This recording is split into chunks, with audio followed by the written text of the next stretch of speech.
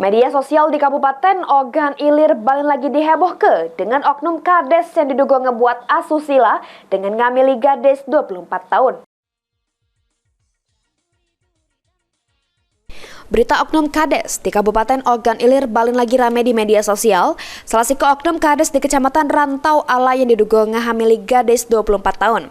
Siko foto kades yang berbaju dinas Katik Rai beredar luas dengan tulisan masyarakat gerem, tangkep dan penjara ke oknum kades Kecamatan Rantau Alai diduga ngehamili budak gadis uang. Nanggapi hal ini, Kepala Inspektorat Kabupaten Ogan Ilir Ibnu Hardi, benarkah kalau pihaknya sudah menerima laporan dari masyarakat soal oknum kades tersebut?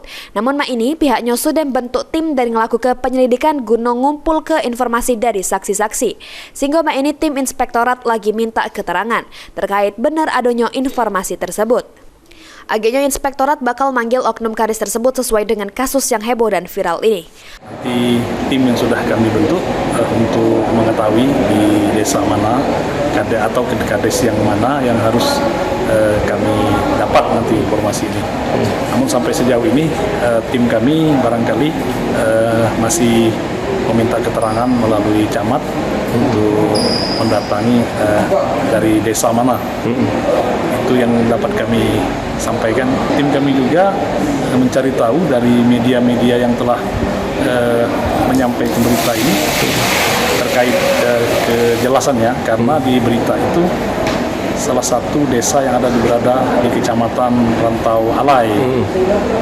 Nah, tentunya tetap kami lakukan penyelidikan untuk ingin mengetahui desa mana. Lapor kepada kami selaku inspektur di Inspektorat Daerah Kabupaten Ogan Ilir. Ahmad Romawi, PAL TV.